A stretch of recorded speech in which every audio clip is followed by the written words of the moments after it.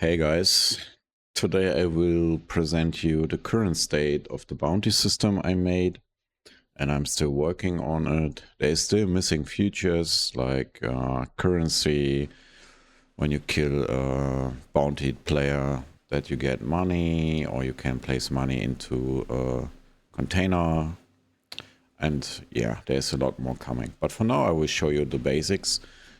In the background here you can see the configs, enable bounty system, you can enable, disable it, how long the bounty should be on a player, how many bounty players should be allowed, so -1 means no limit, and then you can limit it to 5. You can set the notifications for the player that got the bounty, he will get informed that bounty was placed and that he broke the rules. When the bounty expires, then he gets also informed. And a bounty kill reward notification that now currently it is you have eliminated an infected while under bounty, because I tested it with commands and infected, because I can't use a second PC currently to test with a second DayZ account. You can enable success reward. This means if a player killed a bountied player, he gets a reward. And then also when a bountied player did survive the bounty, he also can get a reward. You can enable and disable this. Then same notifications again. You can enable the map drawing. Then you can set a radius, how big the cycle should be for the player where the bounty is placed on, and the minimum radius. This has to do with the bounty cycle reduce radius over time and increase radius over time. You can only choose one. So when we choose reduce the radius over time to be 1, it will start at 100 meters and go down over the time to 10 meters, showing where the player could be on the map. And if we use increase, the radius does increase from 10 meters to 100 meters. So it is vice versa. You can change the color, you can change the thickness of the cycle on the map. You can change the interval, how fast it should be updated on the map and on the server side. With the map update interval, the request cooldown. So when the player opens the map, you can set it to 10 seconds and the request gets limited to 10 seconds. But then you need to change the interval for the map sync and the update. Then the same goes for bounty map sync interval, no bounties seconds. This means basically if there is no bounty placed on a player, the synchronization is limited to 5 seconds. So only every 5 seconds it gets an update for checking the players. So once a player got the bounty, this will be ignored and it will use the interval seconds here. So this can decrease, increase performance if you have performance issues. Then we have the bounty cycle offset min and max multiplier. It's kind of the same as for the PvP mod. So the cycle jumps around the player and the player is not located in the center of the cycle. So other players that want to hunt the bountied player can't just run straight into the center of the cycle and kill the player at the center, because the cycle is placed randomly. But you will see that in a second. Right, so then we do have the following configs. I will show you that now. One moment. We have admins, where you can place the admins in to reload. Then we have bounty config for this, which is in the background, main configs. Then we have one config for the success reward, which means when a player killed a bounty player, he gets the rewards listed in here. And if the bountied player survived the bounty, he can also get a reward, which can be set in this config for the survival reward config. And I will show you this configs now. So we have here the bounty success, which means when the player kills successfully a bountied player, you can enable random reward pick. This basically means that, let me quickly change here. This basically means that it will pick a random reward out of the list here, and you can set up multiple rewards if you want to. And yeah, so if it's set to 1, which is true, it randomly picks item based on spawn chance. If false, if it's 0 false, it spawns all items. So then you can pick an amount. So when you have 50 items here, it only picks 2 of them, and then it picks by the chance of it. So when you spawn chance is 50, so you can set this also. Then also you can use container class name, which is CChess. This works for all container base items, deployable items. So, for example, it works for backpacks, bags, and all other crates or barrels. Yeah, basically everything that uses cargo base or deployable container base items. Then, yeah, you define the main item, which is here the AKM, the chance how it should be spawned, so it's 50%. Then the attachment to the item, and yeah, that's basically it. The same is for this. It's the same config for the survival reward, and yeah, I will show you all this now in game. And of course, the admins JSON. It's like the admins JSON from the PvP mod. So now I am in game, and we set the bounty config to 10 seconds. Then I will reload it with a command, reload BT, and you see config got reloaded successfully. And now let me actually open the logging file, which is here. And here you can see that player survivor bounty admin status set. So I'm admin, which with the git, same as the PvP mod again. Then we use the command reloading bounty system configs from this, and then you see all the settings here, and the prefix is reload, and which config got reloaded, bounty config, bounty success reward, and survival reward, and how many admins in the git. So yeah, all configs reloaded successfully from disk. Just now to show you this. And we changed it to 10 seconds. Now I place a bounty on myself with a test command, which is bounty underscore test. And you see on the top left, you have broken the rules. You are now hunted and can be attacked by PvE players for 10 seconds. This is a random message now, right? And now I survived. And you see bounty expired, bounty survived, congratulations, you have survived your bounty, a reward chest has been spawned in front of you. And then you see survival reward failed to spawn survival reward container, wooden crates, the container may not exist. So there is a misconfig, I made this on purpose to show you that,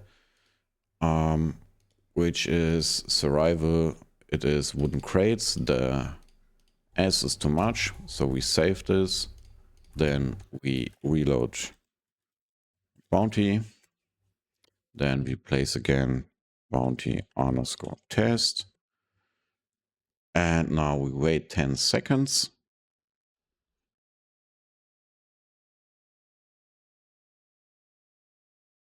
And now it works. Congratulations, you have survived your bounty. A reward chest has been spawned in front of you. Now you see this is the reward. It picked the bandage dressing. And we only allowed to spawn 1.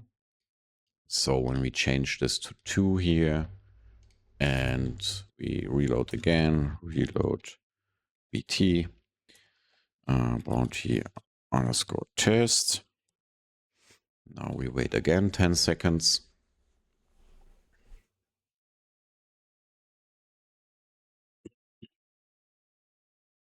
That's a new one. And now both of the configs which we had here is spawned in the chest. And yeah, you get a fail to spawn when the item is too big or the cargo is too small, or if there's no place.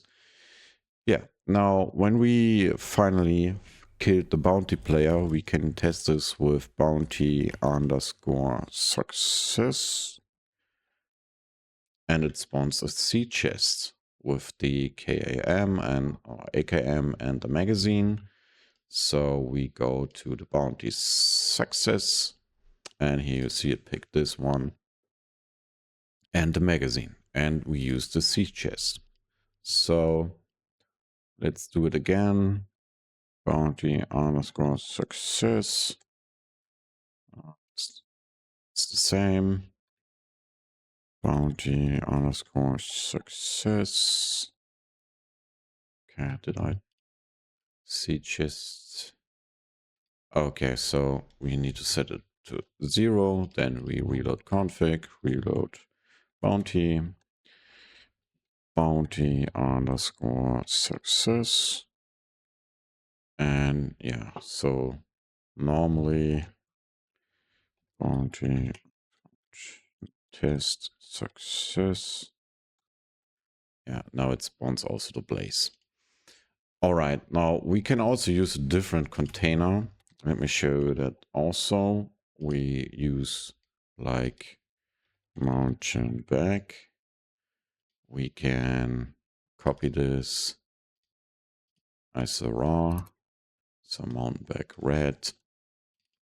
Place this in here. Save the config and we reload it again. Reload bounty. Then we do the command again of bounty underscore success. And there it is. Now it's this backpack. So you see no item has been spawned. Why is that, you may ask? Let's look at the logs. And here you see warning, bounty reward container help failed to create reward item and cargo may be out of space, AKM. Means the AKM can't be placed in here. So when we now spawn AKM for testing, AKM, oh, we need to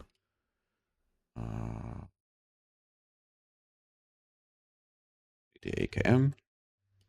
So we can't place it like this, and we can place it like this. Okay, so it is always picking in the one direction, so in the horizontal space. It's not working for the vertical yet. Maybe I can fix this. All right, so this is about the container stuff. When you successfully survived, you did kill the player which had the bounty on him. And yeah, now I will show you how it looks on the map, but for this we gonna add like 30 seconds and then reload PT and then bounty underscore test. Now we have a 30 seconds bounty, and you see the cycle will jump around and increases in size.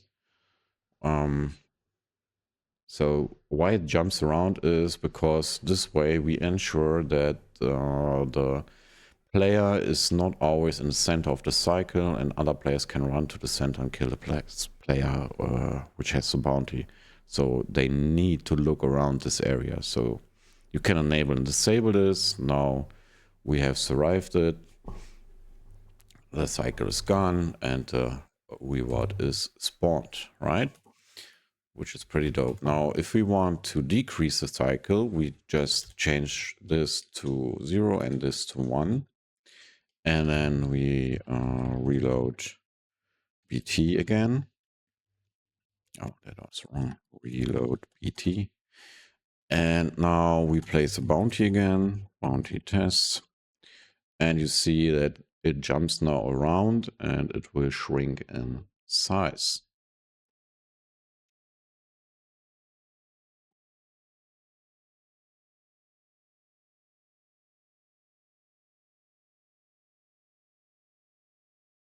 Right, so yeah, you have to play around with the interval of changing.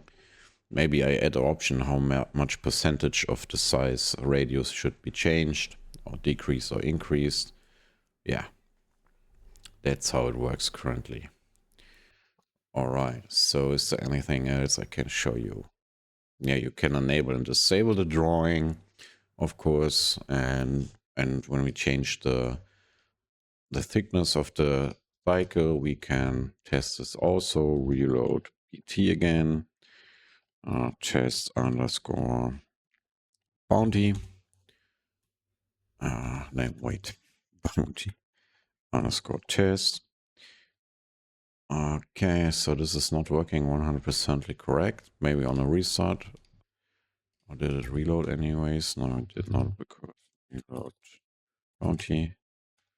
Oh, so this is not working at the moment. I have not tested it until now. So maybe let's change the radius to 500. Reload BT. Okay, let's wait till it's gone. And now let's place the bounty again. Bounty underscore chest. And there you see it's the radius of 500. It jumps around like crazy. Yeah, but that's how it works currently. And in the logs, you can find pretty much everything you need. This is a bit spammy, but this gets changed later on. And the logs is pretty huge currently because of testing. And yeah, I hope you like it. Oh, and yeah, you will see the reward container stuff also here inside the configs and the reloading stuff. You pretty much see everything like you do for the PvP mod. So, I mean, we could test like barrel also. Barrel underscore green success. Barrel underscore green. I did wrote it wrong, right? Barrel underscore green. Let's save that. Reload BT. And then bounty underscore success. And now it's a barrel. We need to open it. Okay, it failed. So maybe the barrel is special case. I never played around with such things. No space in cargo for item. Container maybe full skipping item. Yeah, edit all revoid items to container. And this is a misdebugging config. Can test it again. Bounty underscore success. Okay, well maybe we need to spawn it open. That's the case. Yeah, I need to test this a bit more. But basically, it should work with backpacks and all that. Bag, teddy bear. We can. Teddy bear is too small. Is there anything? Chainer. Uh, yeah. See, but this is basically just the first alpha version of this mod, so bear with me. Maybe it will get released in January, late January. I hope so. Back. We don't know all the vanilla stuff back. So let's use the dry bag maybe. Dry bag blue. Dry bag underscore blue. Chance. So reload BT. Reload BT. Bounty underscore success. There we go. And there's again not enough space. So now you see live testing. Container may be full, skipping item. And it shows successfully at, I need to fix this. So I need to make sure it's horizontally and vertical placing the item, if that's possible. But as said, I never played around with this, so I need to check if this works. All right, hope you like it so far. This was a pretty much long video, but yeah, see you next time with the next update of it. And have a nice day.